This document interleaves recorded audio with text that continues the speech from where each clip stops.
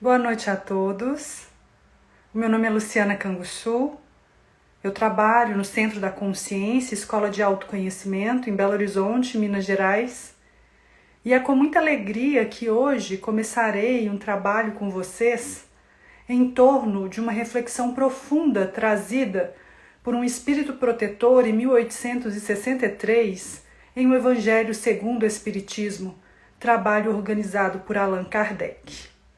Nós vamos então, antes de iniciarmos, uma análise mais refinada, parágrafo por parágrafo desse texto, abrir o nosso encontro com a consciência de que todos aqueles que aqui se encontram assistindo a esse estudo não estão apenas na posição de receptores.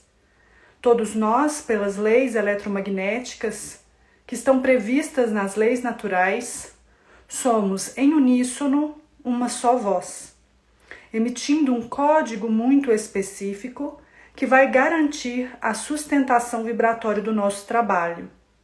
Nesse sentido, cada coração aqui representado, cada lar aqui representado, é também uma peça atuante, um membro de um corpo único.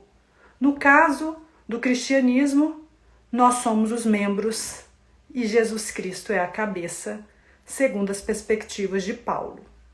Nós vamos começar então nos dando alguns segundos de silêncio, de respiração mais paulatina, para a gente abrir a nossa sintonia, as influências do mais alto que carinhosamente chegam até nós nos trazendo orientações espirituais, aberturas mentais, balanceamentos emocionais e ancoramentos físicos. Vamos nos dar agora alguns segundos de respiração espontânea.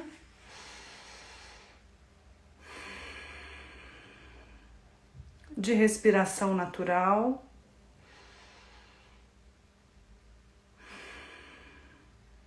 Voltando a nossa consciência para o aqui e agora. E juntos nós vamos fazer uma oração para oficializar a abertura da palestra do dia de hoje do Lex. Muita gratidão à coordenação que me convidou para estar aqui e eu espero que todos nós juntos possamos, nessa perspectiva de membros de um só corpo, colaborarmos com o trabalho dessa casa tão séria. Vamos nos unir então em oração, fazendo a parte que nos compete, para que consigamos descer com o conteúdo segundo as possibilidades e as limitações deste momento que nos caracteriza a existência. Amado Mestre Jesus, reconhecemos a Tua força bendita como a presença salvadora que autocomunica o amor de Deus na Terra. Senhor Jesus, nesse instante nós te agradecemos por nos auxiliar a construir um sentido de vida mais profundo. Nós te agradecemos por refinar a nossa percepção acerca das leis naturais. Nós te agradecemos por nos auxiliar o exercício de nossas criatividades. Nós te agradecemos por nos curar integralmente, por nos auxiliar a manter uma frequência amorosa que nos traz o aprendizado de aprendermos a nos nutrir do amor que irradiamos. Nós te agradecemos por todo o processo da nossa reforma íntima, por meio dos códigos do Teu Santo Evangelho. Nós agradecemos pela sublimação do nosso magnetismo, para que possamos a cada dia fazer uso consciente das nossas potencialidades, transmutando vicissitudes e acordando as nossas virtudes. E por fim, querido Mestre, nós te agradecemos pela experiência física. Nós te agradecemos por estarmos neste aqui e agora, assumindo a parte que nos compete no processo de elevação da sintonia do nosso planeta. que os códigos da sua vida, vida em abundância, possam ancorar nossos átomos, nossas moléculas, nossas células, nossos órgãos, nossas vísceras, os nossos 14 sistemas fisiológicos, trazendo luz para pineal, hipófise, tireoide, timo, pâncreas, testículos e ovários e suprarrenais, para que possamos fazer do nosso corpo o templo da presença do nosso Pai. Assim seja.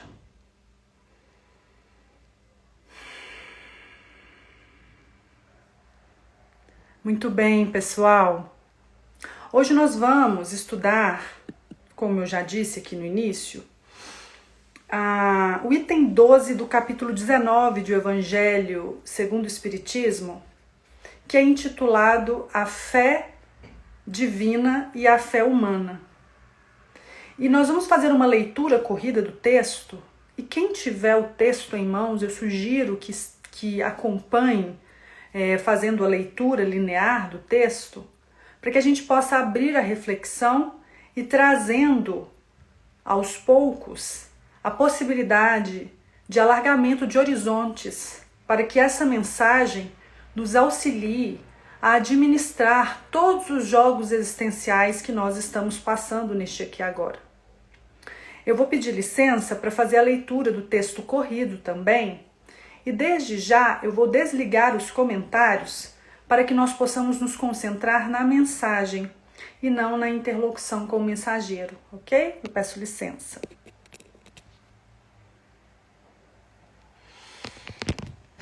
Nós vamos fazer a leitura do texto agora de maneira corrida. E depois nós vamos voltar parágrafo a parágrafo, a fim de construirmos uma hermenêutica que esteja em sintonia com todos os pressupostos que Allan Kardec se baseou para construir esse raciocínio, ok?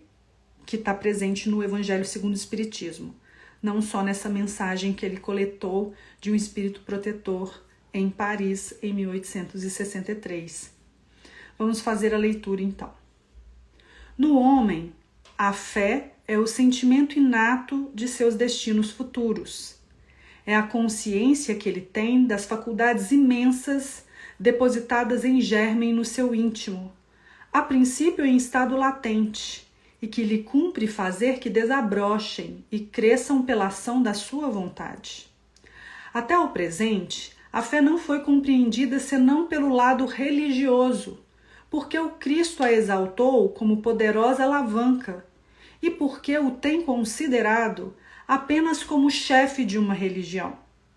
Entretanto, Cristo, que operou milagres materiais, mostrou por esses mesmos milagres o que pode o homem quando tem fé, isto é, a vontade de querer e a certeza de que essa vontade pode obter satisfação. Também os apóstolos não operaram milagres seguindo-lhe o exemplo? Ora, que eram esses milagres, senão efeitos naturais, cujas causas os homens de então desconheciam, mas que hoje, em grande parte, se explicam e que pelo estudo do espiritismo e do magnetismo se tornaram tão completamente compreensíveis? A fé é humana ou divina, conforme o homem aplica as suas faculdades à satisfação das necessidades terrenas ou das suas aspirações celestiais e futuras.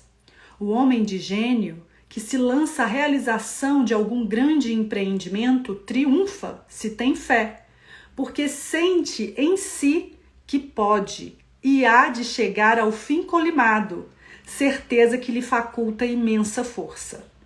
O homem de bem, que, crente em seu futuro celeste, deseja encher de belas e nobres ações a sua existência, aure na fé, na certeza da felicidade que o espera, a força necessária, e ainda aí se operam milagres de caridade, de devotamento e de abnegação.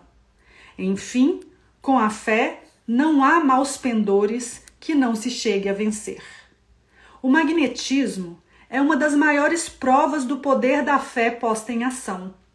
É pela fé que ele cura e produz esses fenômenos singulares, qualificados outrora como milagres. Repito, a fé é humana e divina. Se todos os encarnados se achassem bem persuadidos da força que em si trazem, e se quisessem pôr a vontade a serviço dessa força, seriam capazes de realizar ao que, até hoje, eles chamaram prodígios, e que, no entanto, não passa de um desenvolvimento das faculdades humanas. Este é o texto que nós vamos trabalhar no nosso estudo no dia de hoje. Bem, vamos começar então com uma reflexão em torno do primeiro parágrafo, né?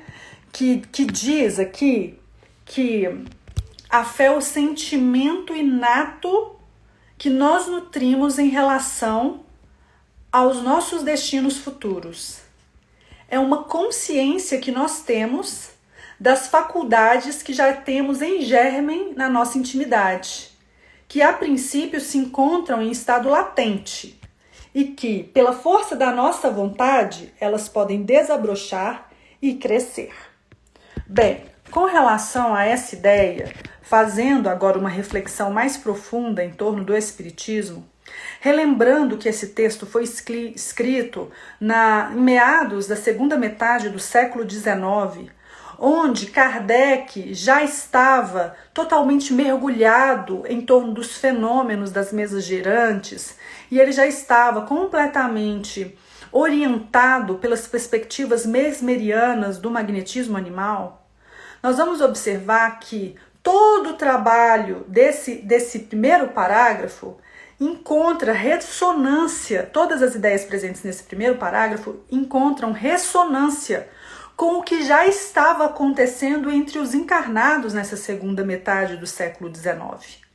Essa mensagem, então, era altamente aplicável ao contexto em que Allan Kardec se encontrava, bem como seus companheiros de afinidade com os estudos do magnetismo animal e também com todos os sistemas vitalistas, incluindo aí os estudos da homeopatia com Samuel Hahnemann. Nós vamos perceber que dentro desse nível de atualização na segunda metade do século XIX, em que um espírito protetor se comunica gerando uma profunda ressonância com o que estava acontecendo entre os encarnados, nós vamos perceber que aquele conteúdo possuía algo de tão verdadeiro, algo de tanta força de presença na lei natural, que é um conteúdo que se atualiza no momento presente também. É um conteúdo que fazia todo sentido para os franceses que estavam ali envolvidos nos estudos vinculados ao eletromagnetismo, mas também, neste aqui agora, esse primeiro parágrafo faz todo sentido para nós. Quando nós começamos a pensar na nossa própria vida, quando nós começamos a relembrar a nossa própria história, quando nós começamos a pensar e a elaborar o que nos atraiu para o Espiritismo, nós vamos encontrar por detrás das circunstâncias aparentes algo que vibrava dentro de nós como uma espécie de chamado. Esse sentimento de chamado é o que ele está chamando de sentimento inato com relação ao nosso próprio destino futuro. Né? Ele fala destinos futuros, né? O vocabulário que o espírito protetor usa. E esse sentimento inato com relação a quem nós já somos nos níveis essenciais faz com que a gente vislumbre que dentro de nós existem tesouros muito sagrados que precisam ser desenvolvidos e trazidos para o nível da percepção mais material do dia a dia. Isso pede da consciência experiências no tempo e no espaço para que ela, acessando as suas potencialidades, consiga gradativamente se dar mais experiências em relação àquilo que ela acessa para que ela possa maturar as suas qualidades essenciais. para que ela possa maturar as suas mais altas capacidades humanas. Os espíritos nos ensinam que todos nós temos faculdades que estão em germen, em estado latente. Isso significa, dentro de uma observância da lei natural, que todas as virtudes que nós conhecemos, de alguma maneira, encontram-se em nós, nos níveis mais centrais de nós mesmos, como pequenas sementes, que também precisarão de estímulos para que possam rasgar em broto, para se desenvolver em caule, crescendo em tronco, em folhas, flores, para que possam dar frutos. A questão é que todos nós, dentro do nosso processo de autoconhecimento, esbarraremos com uma série de resistências a um processo de elevação da nossa sintonia para que nós consigamos, mais do que convencidos de que temos essas sementes de virtudes dentro de nós consigamos viver em conversão a essa realidade. A maioria de nós, em nosso processo de autoconhecimento, teoriza em torno dessas potencialidades. Consegue, dentro de um mental racional cartesiano, descrever essas potencialidades. Mas na hora da vivência, na hora de passar pelas experiências no tempo e no espaço que vão gerar o desabrochar dessas sementes, muitos de nós desistimos. Por quê? Porque não compreendemos, ainda no nível cartesiano, o fenômeno natural do desabrochar das nossas potências. É aí que entra, dentro do primeiro parágrafo, a força da vontade. Mas para que a minha vontade se mantenha ativa dentro de um processo de autoconhecimento, de despertamento da luz interior, para que a minha vontade se mantenha viva, eu preciso encontrar sentido. Se eu não reconheço um sentido, a tendência é que dentro dos jogos de forças espirituais e forças materiais, as forças materiais abafem as forças espirituais e aí nós entramos nas experiências de desistência. Mas quando nós estamos conscientes de que nós somos espíritos imortais, mais do que teorizar imortalidade, nós vamos viver enquanto tal. Nós vamos viver no dia a dia enquanto espíritos imortais. E nesse sentido, toda a nossa relação com o tempo tende a se transformar. Porque se eu fico com a percepção embotada apenas nessa existência, e eu penso que talvez para desenvolver uma habilidade eu terei que dedicar 15, 20, 30 anos de repetição de determinadas experiências para que eu possa me tornar uma alma virtuosa no que diz respeito a essa ou aquela habilidade, a tendência é que eu me esmoreça. Mas se eu estou com a consciência desperta de que eu sou um espírito imortal, o que são 10, 15, 20, 30 anos no desenvolvimento de uma virtude frente à imortalidade? Então, essa mudança cognitiva acerca do tempo cronológico nos auxilia a entrar em sintonia com a natureza e viver o desembotamento das nossas potencialidades, segundo Emmanuel, em espírito de sequência, em respeito ao espírito de sequência da natureza.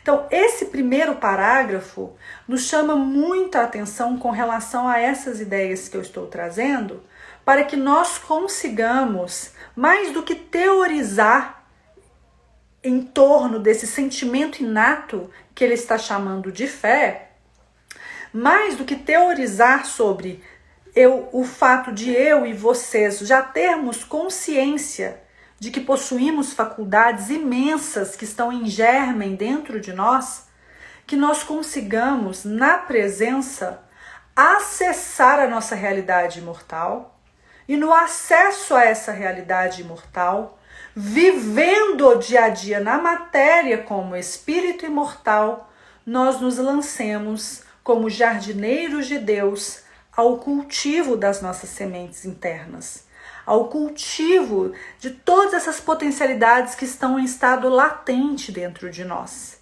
E isso nos pede movimento. Isso nos pede dinamização. Isso nos pede, dentro de uma dinâmica evolucional, nos mantermos em ritmos específicos. E aí ficam algumas perguntas.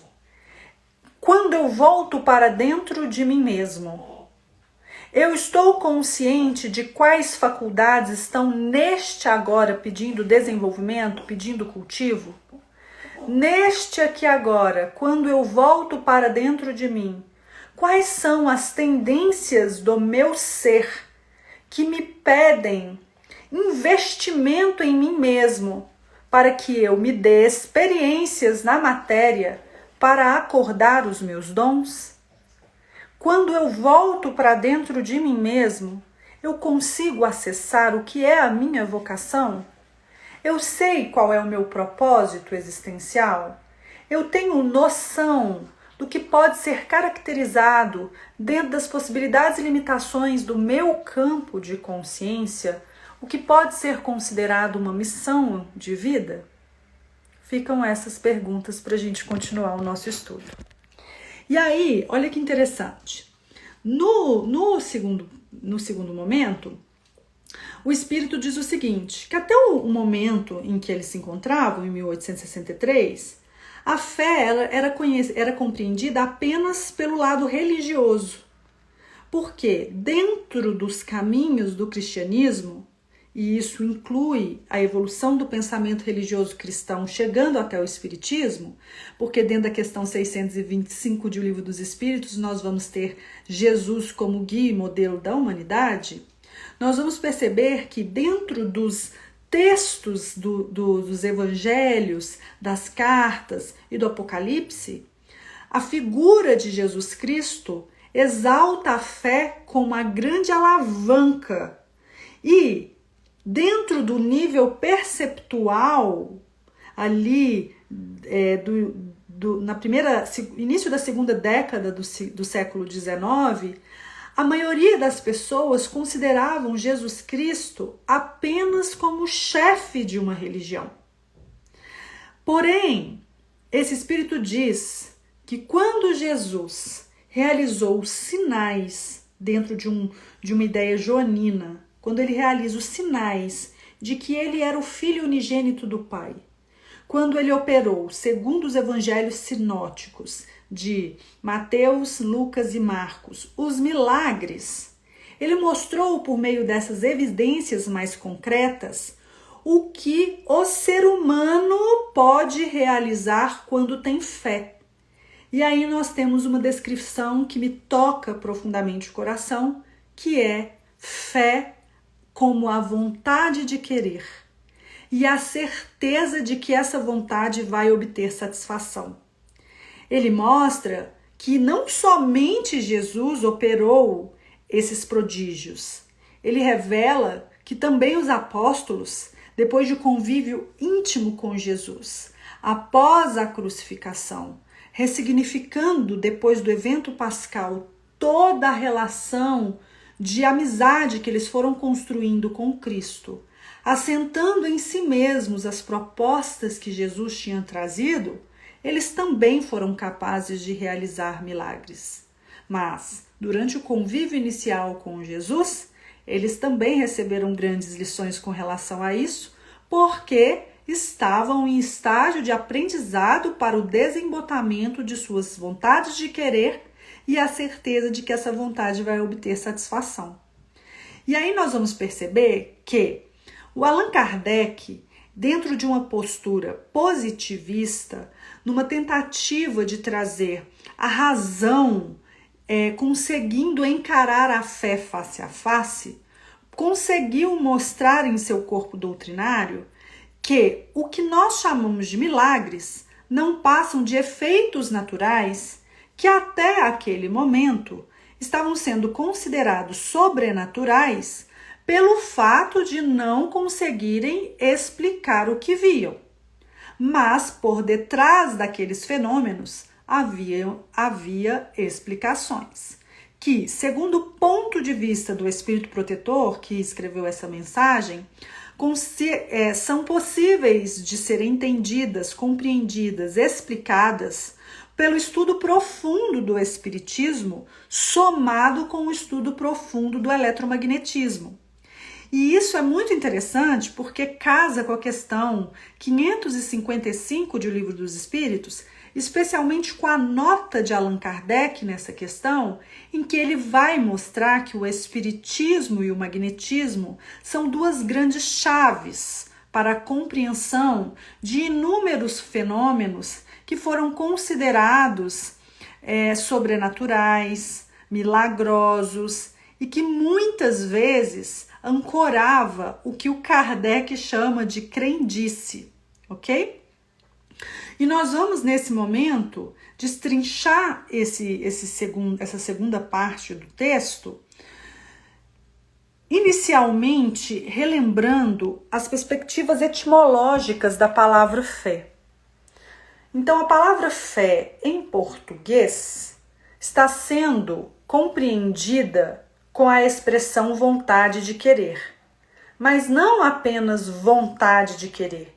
É a vontade de querer algo com a certeza absoluta de que esse algo vai ser realizado. Isso é fé, de acordo com a expressão que foi traduzida aí para o português para nós. Mas quando a gente pensa na palavra fé, no latim, fidei, nós vamos encontrar uma correspondência com a palavra pistis, no grego, que também significa fé.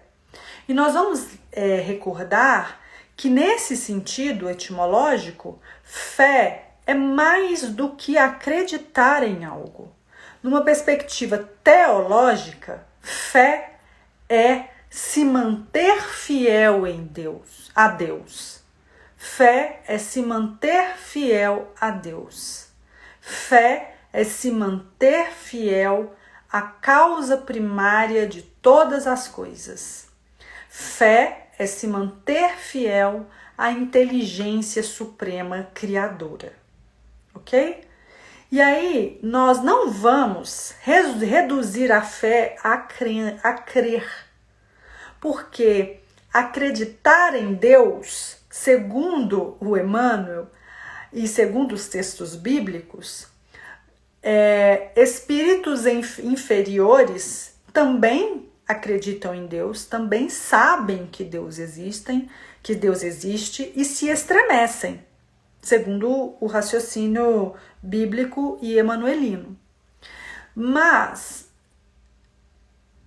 o que importa é o que nós estamos fazendo em relação à vontade de querer. Se a nossa vontade de querer ela tem aspectos mais ligados ao imediatismo dos nossos interesses e aos nossos caprichos particulares, vinculados ao que nós representamos em termos de identidade nesse aqui e agora, essa fé vai assumir uma característica que essa mensagem está intitulando de fé humana. Mas se a nossa vontade de querer e a certeza que essa vontade vai obter satisfação estiver ligada aos nossos valores essenciais, ao desembotamento de nossas forças morais, segundo o texto, essa fé que é a vontade de querer e que tem a ver com a fidelidade a Deus, vai tomar uma feição de fé divina. Isso o texto está falando. E por que nós ficamos reduzindo a fé ao âmbito religioso? Porque Jesus Cristo, que é um marco do nosso tempo cronológico, trouxe principalmente para nós ocidentais influências muito grandes com relação ao poder da fé. Só que Jesus Cristo era compreendido de maneira reduzida, como apenas o chefe de uma religião, apenas como o porta-voz do cristianismo, que dentro da evolução do pensamento religioso na Terra, depois do primeiro século do cristianismo ali, vai se organizando enquanto catolicismo e depois vai abrindo-se uma vertente de protestantismo, e dentro dessas perspectivas de reforma, nós vamos ter o luteranismo, o calvinismo, trazendo possibilidades de vivência desses ensinamentos de Jesus. E mais à frente, um pouquinho, a partir de 1857, nós vamos ter a doutrina espírita. O espiritismo trazendo o cristianismo redivivo.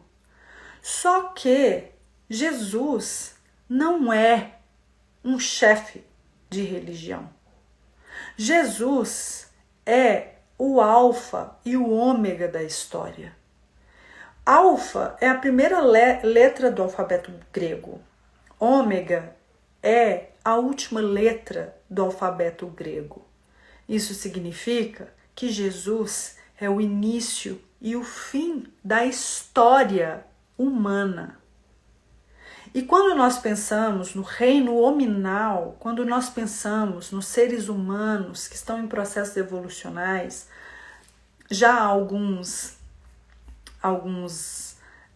séculos no nosso planeta, nós vamos compreender que Jesus, dentro da cognição trazida pelo Espiritismo, é um espírito puro, com total predominância do espírito sobre a matéria, segundo as questões 100 a 113 de O Livro dos Espíritos, que Jesus é o co-criador do planeta Terra, que Jesus, por amor a nós, se fez em carne entre nós, para que nós pudéssemos ser chacoalhados perceptualmente, a fim de que as lâminas de percepção de frequências mais altas dentro de nós pudessem finalmente ser acessadas.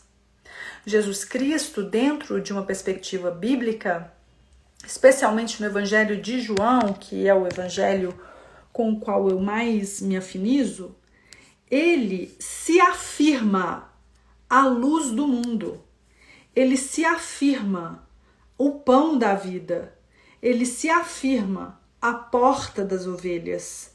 Jesus Cristo, no Evangelho de João, se afirma o bom pastor. Jesus se afirma a ressurreição e a vida. Jesus se afirma, eu sou o caminho, a verdade e a vida. E Jesus finalmente diz, eu sou a videira verdadeira. Jesus não estava preocupado na constituição de uma religião. O movimento religioso é um fenômeno da humanidade em relação a Jesus. Mas Jesus Cristo, ele é mais do que o chefe de uma religião. Ele é o Verbo encarnado. Ele é o código divino descido até nós, para que nós possamos acessar a força crística dentro de nós. Dentro de nós. E pelo exemplo dele, dentro da perspectiva dos espíritos, sendo guia e modelo, nós estamos sendo convidados a nos cristianizarmos numa perspectiva energética, muito mais do que numa perspectiva religiosa. A religião tem o seu papel social, tem o seu papel cultural, tem o seu papel linguístico, tem o seu papel cognitivo, tem o seu papel político, tem o seu papel econômico, dentro do tempo e espaço em que ela vai sobrevivendo. Mas Jesus está para além disso. Jesus está muito além disso. E o Espiritismo, em seu tríplice aspecto, ciência, filosofia e religião vem alargar as nossas percepções para que possamos suportar a luz da verdade, a fim de que consigamos acessar a lei de Deus, que segundo a questão 621 está escrita em nossas consciências. Então nós vamos observar aqui que dentro desse tríplice aspecto haverá toda uma explicação em torno desses milagres, em torno desses prodígios, que não passam de fenômenos que são previstos nas leis naturais, mas muitas vezes intitulados enquanto milagre e prodígios, porque nós não temos percepção refinada o suficiente para trazer uma linguagem e um raciocínio linear que explique esses fenômenos. Mas o que esse parágrafo nos chama atenção? Nos chama atenção para a ideia de que qualquer um de nós, quando tem a vontade de querer e a certeza de que essa vontade vai obter satisfação, podemos realizar inúmeras transformações. Jesus Cristo diz que se nós tivéssemos a fé do tamanho de um grão de mostarda, nós seríamos capazes de transportar montanhas, de fazer as montanhas se locomoverem. Então, essa parte do texto nos deixa também algumas perguntas. Eu sei o que eu quero? Eu sei verdadeiramente o que eu quero nesse aqui agora? Se eu sei o que eu quero, a minha vida tem sido uma expressão do meu querer? Eu tenho investido a minha energia na operacionalização dessa vontade no dia a dia? Quando eu volto para mim mesmo, no autoconhecimento, e eu me pergunto o que eu quero, esse querer está sintonizado com a certeza em vivência da minha própria imortalidade? Ou eu estou preso às questões materiais da minha personalidade, do meu nível egóico? Esse autoexame ele é muito importante para nós, porque vai nos auxiliar a entrar num ritmo um pouco mais consciente sobre o desembotamento dos nossos potenciais. Que nós consigamos, na nossa elevação vibratória, para além de uma experiência religiosa, entrarmos numa experiência de individuação e de acesso a níveis mais altos de nós mesmos, que nos favorece um refinamento perceptual das leis naturais, e que nós consigamos, nesse clima, fazer valer a força das sementes que estão dentro de nós, a força das potencialidades que estão dentro de nós. Porque essas sementes estão pedindo cuidado, elas estão pedindo atenção, elas estão pedindo de nós investimento. Porque enquanto elas forem sementes, essas virtudes serão apenas probabilidades. Elas são apenas potencialidades adormecidas em nós. Mas se nós colocarmos a nossa energia em movimento no desembotamento dessas sementes, nós vamos observar a força da energia cinética fazendo essas frequências florescerem no nosso campo consciencial. Então nós vamos continuar aqui a reflexão, por causa do tempo, né? Nós vamos agora para a terceira parte do texto.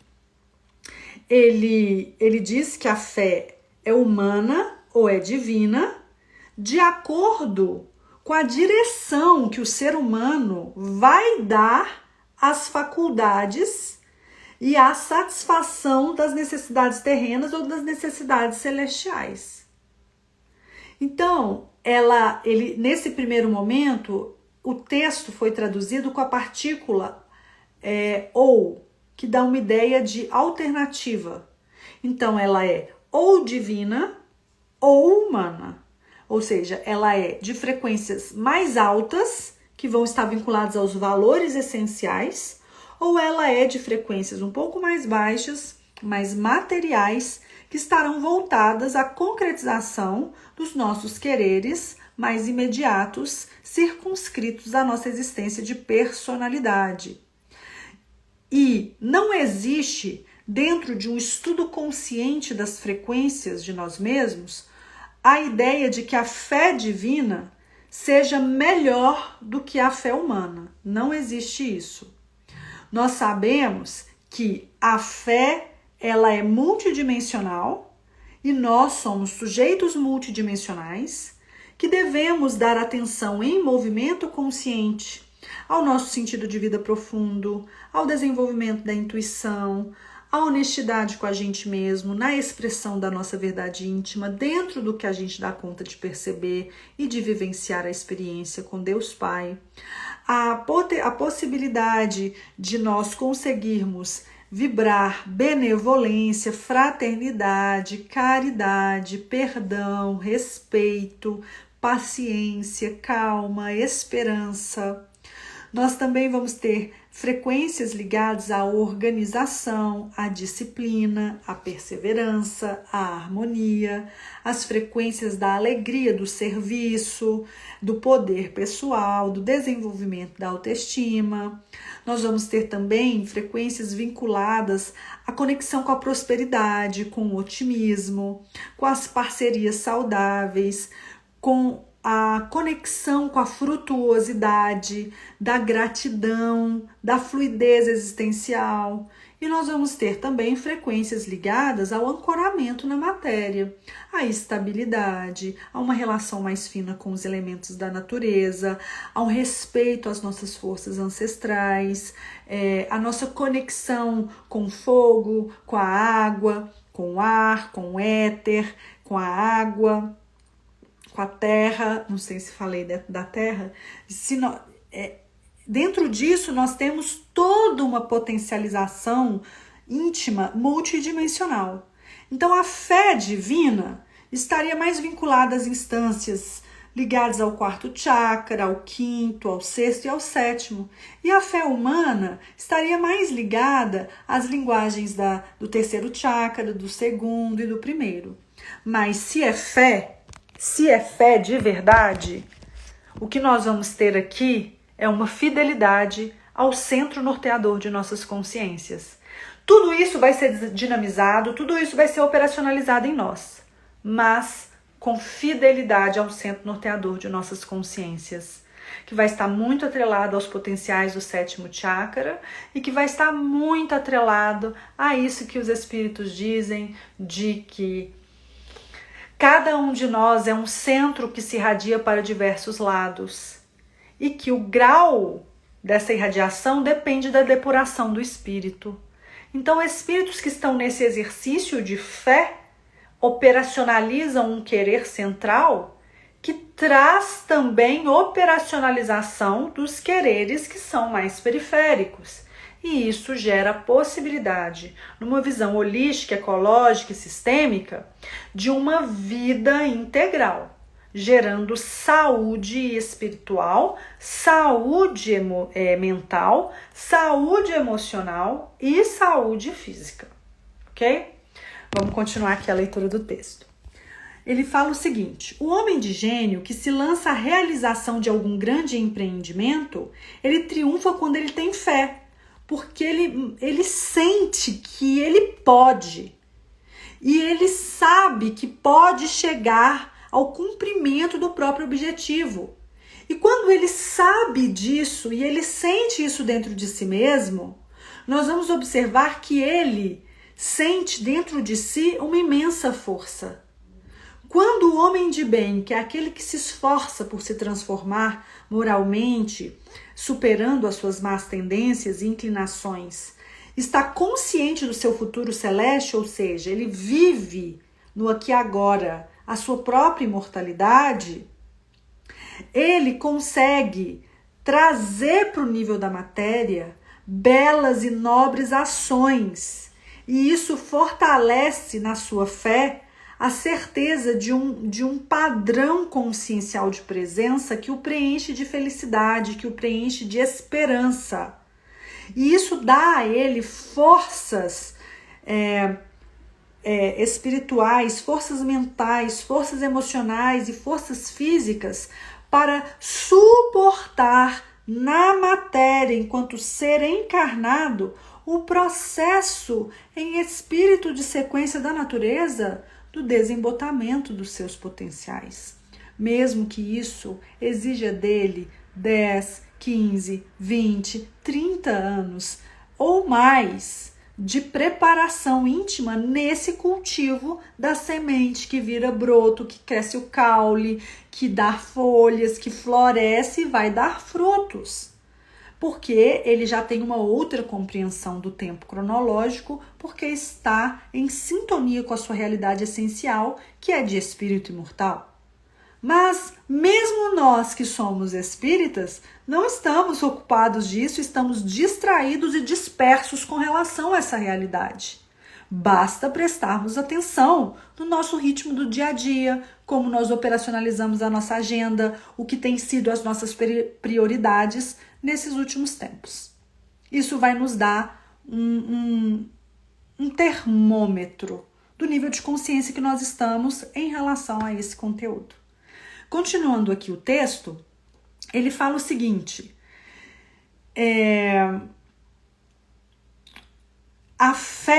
para a fé não existem maus pendores que não possam ser superados. Isso significa que todos nós, segundo as premissas do Espiritismo, estamos, de acordo com Prolegômenos, na introdução de O Livro dos Espíritos, cumprindo mais ou menos conscientemente uma lei natural, que é de quintessenciação da matéria pelo trabalho, de espiritualização da matéria pelo trabalho, de trazer os códigos divinos para o nível mais material, para que consigamos construir o reino de Deus na Terra, para que possamos instaurar o reino de Deus na Terra, dentro de uma linguagem metafórica bíblica. Então, se nós estamos num exercício de fidelidade a isso que nós já damos conta de experimentar como Deus, conscientes na vivência de que somos imortais, não existe nenhuma resistência, não existe nenhuma inércia, não existe nenhum bloqueio, não existe nenhum impedimento que não possa ser superado pela ação da vontade. E dentro desse jogo, nós vamos saber sempre que há jogos de forças mais espirituais e mais materiais. E segundo o discurso do Allan Kardec no livro Obras Póstumas, nós vamos observar que nós estamos todos inseridos, mais ou menos conscientemente, dentro desse exercício de quintessenciação da matéria, de espiritualização da matéria, de construção do reino de Deus na Terra, de descida dos códigos celestiais para a Terra. Nós estamos todos dentro de um fenômeno que Kardec apelidou de ginástica moral. E dentro da ginástica moral, qual tônus vai vencer? O tônus mais material ou o mais espiritual? Muitos leitores ingênuos tendem de imediato a dizer o tônus espiritual vai predominar em relação ao material. Mas o Kardec não diz isso. O Kardec diz: vencerá o tônus mais perseverante. Então, se eu estou dentro de um exercício de fé, treinando fidelidade ao centro, percebo que eu tenho potencialidades a serem transformadas dentro de mim. Mas quando eu começo nos exercícios em termos mais materiais da minha personalidade, a me lançar a experiências que vão me dando uma série de sinais de que eu terei que pagar um preço em espírito de sequência para que essas sementes floresçam, a tendência é que todas as forças materiais, a tendência é de que todas as inércias materiais funcionem como bloqueios, resistências e impedimentos para eu continuar no meu processo. E aí o que acontece com a força de vontade? Ela se apaga. Só que sem essa força de vontade, o sentido de vida mais profundo da consciência também se apaga. E se o sentido de vida mais profundo da consciência se apaga, ela vai se deprimir. De acordo com a questão 465, especialmente a 465b de O Livro dos Espíritos, o Kardec vai perguntar qual é a influência, qual é a natureza da influência dos espíritos maus em nossas vidas. Abrindo parênteses aqui para espíritos maus, porque isso é relativo dependendo do ponto de vista. Então nós vamos considerar mal tudo aquilo que tem uma onda mais longa, uma frequência mais baixa em relação ao nosso ponto de vista. Então, quando o Kardec pergunta qual é a natureza da influência dos espíritos maus nas nossas vidas? E os espíritos respondem: uma influência que vai despertar na criatura a sensação de que ela é de uma ordem inferior e de que ela está afastada de Deus. Sensação de inferioridade e sensação de afastamento de Deus. E aí nós vamos perceber que nesse processo diminui-se as potencialidades da fé, porque eu não consigo ser fiel por não me sentir digno de me aproximar. Eu não consigo manter uma aliança com o que eu percebo ser Deus e o que eu vivencio dentro de mim como Deus, porque eu me sinto indigno e inferior, sujo. E essa energia é o prato cheio dentro desses jogos de influência e influenciação que faz com que muitos de nós desistamos de ser quem nós verdadeiramente somos. De ser quem nós verdadeiramente somos. Mas nós estamos vivendo um momento planetário que, se você decidir agora colocar em prática isso que nós estamos estudando, todas as portas serão abertas para você, para que você floresça e desembote as suas faculdades.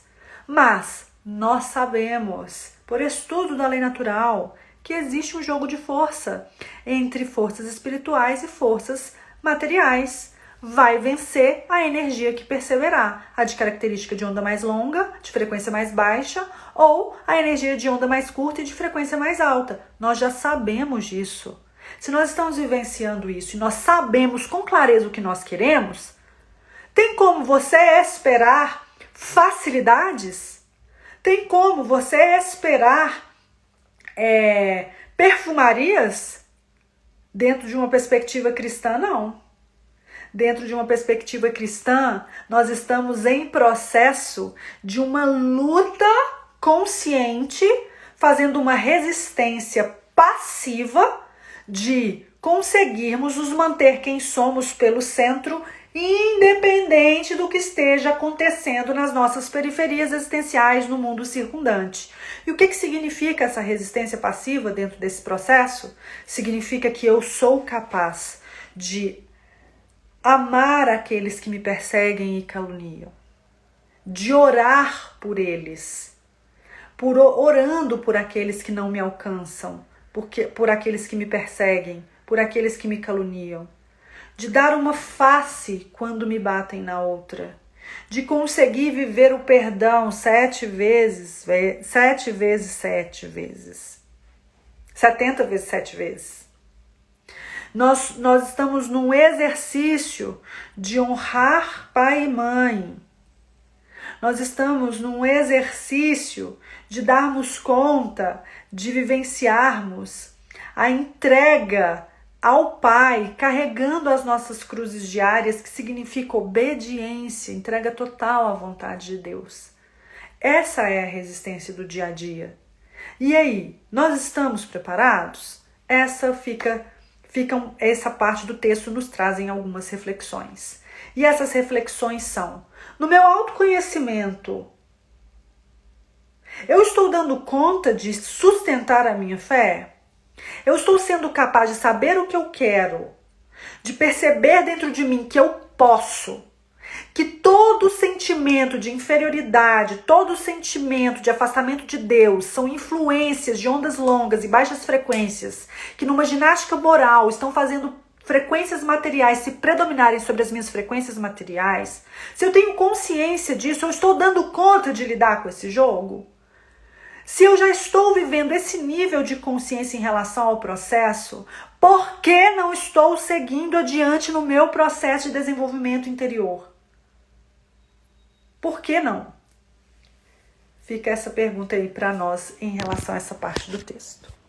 E aí, para terminar, nós vamos ter o Espírito Protetor dizendo também a parte que eu gosto muito, que é: o magnetismo é uma das maiores provas do poder da fé posta em ação.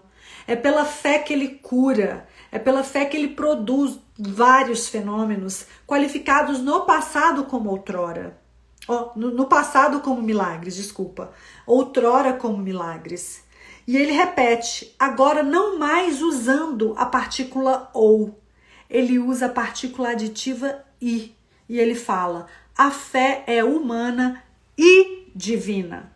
E se cada um de nós estivesse bem convencido, bem persuadido, de que todos nós temos dentro de nós uma força imensa e que a gente pode colocar a nossa vontade a serviço dessa força, nós estaríamos completamente autorizados, completamente capacitados, nós estaríamos prontos para realizar grandes progressos no nível material, atrelando bem-estar pessoal, bem-estar coletivo, e que isso, na verdade, segundo o ponto de vista da espiritualidade, não tem nada de milagroso, isso não tem nada de prodígio, isso é apenas o desenvolvimento das faculdades humanas.